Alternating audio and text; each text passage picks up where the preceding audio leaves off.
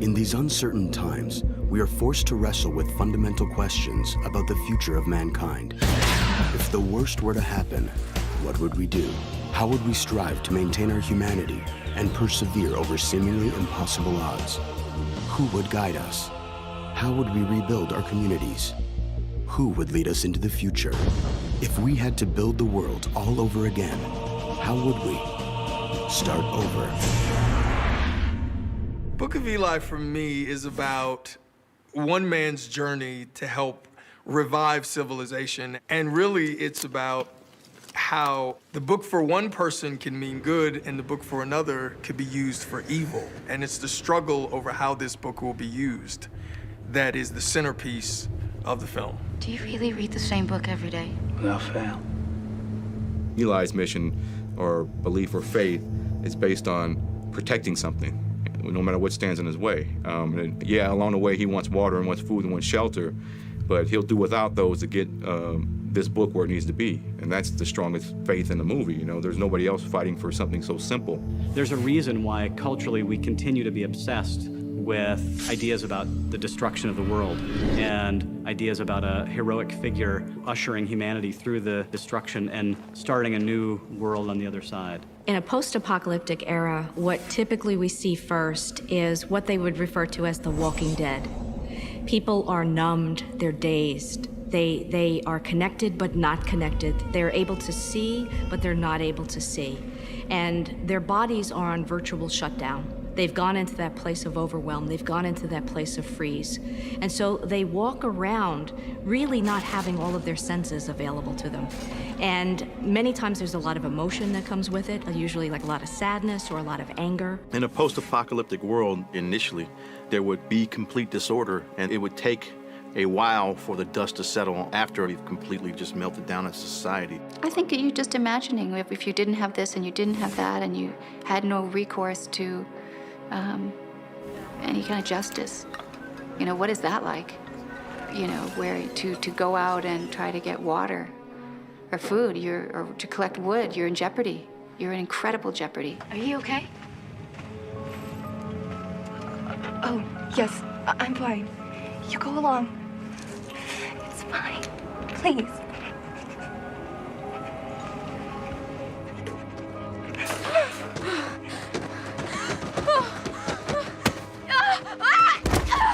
If you know how to get out in the world and touch things and do things as far as, you know, access things without computers, without cell phones, without automated everything, live like a person that was here 50, even 100 years ago, I think you'll be all right. I think the currency in a post-apocalyptic world will be just things that are on you. You know, clothes, food if you have it, water if you have it, shoes. Exchange may be the modality of economic relations, like in the old days. I give you a cow, you give me a horse. Oh, yeah. Yeah, right? Yeah. Looking good. Yeah, okay. All right. Now this. With these. Oh, absolutely. Hopefully in this world, you'll get a very real sense of how low people have had to go in order to stay alive. I think that was something that very much reflected the way that we see Eli. He hunts things that we would never consider eating, but this is what he has to do to live. He's got an incredible amount of survival skill, because in this world, there's no way to survive for 30 years unless you've developed that kind of skill set. Eli, being a man of faith, the sacrifice he has to make is protecting something as precious as the book he has. When people get in his way or obstruct him, he's got to harm some people. I don't want any trouble. That's too bad. Because you in his desire to do what he's been charged to do, and he's been doing it for so long, he gets to a place where his anger, his violence is taken over. If I hit you, you have to make a decision. Are you going to hit me back, or are you going to say, okay, and walk away? Are you listening to me? I am now. Am I going to let you walk away, or am I going to proceed to kill you? Put that hand on me again, you won't get it back. All right, you want to do it the hard way. In other words, Once the violent dynamic starts, it escalates. Get him! What'd he say? I think he meant kill him.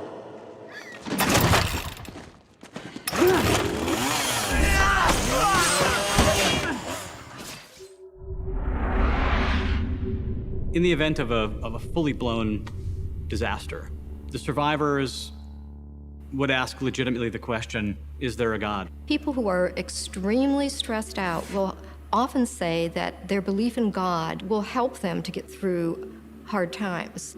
Spirituality plays a huge role in healing in terms of trauma. Yea, though I walk through the valley of the shadow of death, I will fear no evil. I love the notion of exploring questions of faith. You know, what are the things that we have faith in, and what does that mean, and how does it affect our humanity and how we treat one another? Perseverance, faith, hope, they're orienting principles that lead us forward. They don't just simply tell us about how to interpret reality, but they point us in a direction. There is this idea that people, after the war and after this apocalypse happened in the decades after, have kind of turned against faith. And it's one of the reasons why Carnegie's quest to find a Bible is so difficult, because they've all been destroyed. And many people who blame religion and holy wars for the reason why we got into this mess, there's been almost kind of a reverse inquisition where a lot of people of religious faith and religious works and things like the Bible have been kind of rounded up and destroyed. The absence of faith has kind of created a void in people's lives, and Carnegie sees that as a way in which he can reach out to people and control them. I admit, I've had to do things, many things I hate to build this, I confess that. But if we have that book, I wouldn't have to.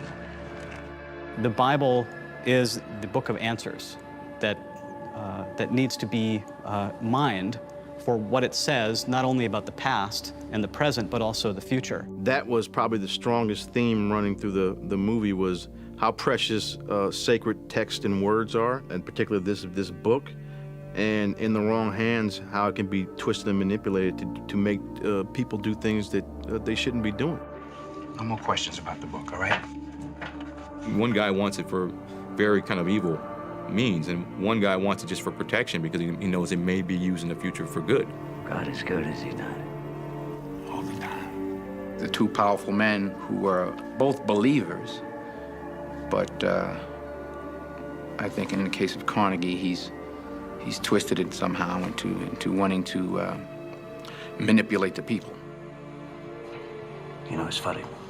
As old as we are, people like you and me, we're the future.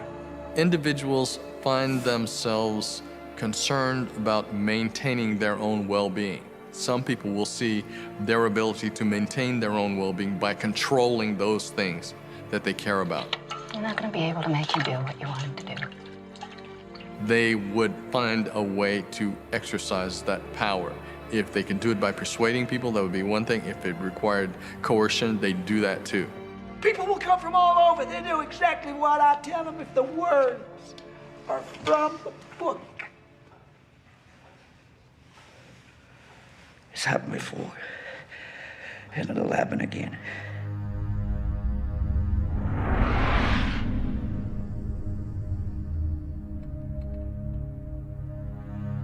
Person who would come to power would be one with the gift of gab, first of all, you know, and power of manipulation, whether it's good or bad. But like nowadays with our politicians, they all had something in common, which is they're able to get up in front of a large group of people and sway them in one way or the other. But along the way, you know, power does corrupt. And in a pretty desperate world, I think even a good politician is going to eventually have a lot of bad traits that kind of keep this society in order after, you know, an event like this. But humanity would do what it always does. I think people would band together, but, you know, human nature would take over. People had more than they needed. We had no idea what was precious, what wasn't.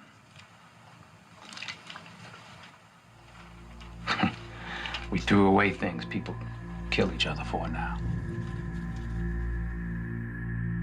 We have not been on the brink of a collapse, not yet, because Democratic societies have a way of lifting themselves, and I think and I hope we are in that process. In the face of great adversity and great disaster, people get something out of coming together, and they get something out of doing something for someone else. It's altruism, really, and that is a very, very healing kind of experience for people. And I think that's a part of what he had to learn, to share, to do more for others than for himself. And he also runs across a young girl who's played by Mila, who helps to remind him of being a human being that has to deal with other human beings. And in that conversation, she starts understanding how to have faith and how to start believing that there is a purpose in life and that you do have a goal.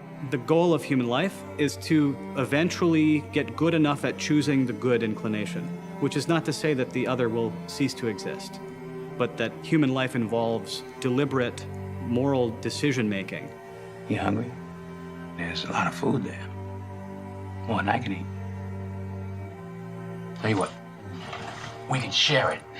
The people that choose to move forward in a situation like that and embrace others are really the leaders in terms of the next piece of starting over. What's interesting is that you keep on trying and that you endeavor to stay alive. And that's the miracle. And that's sometimes involuntary faith. The journey of Eli is a fascinating one. He's someone who seems to have incredible faith in what he's doing. That faith and belief is very symbolic, I think, for a lot of people in terms of finding faith and belief in their own lives. This film paints both a bleak and a hopeful kind of future. It's like, yeah, it's very bleak, the surroundings and what you see and what people do to survive.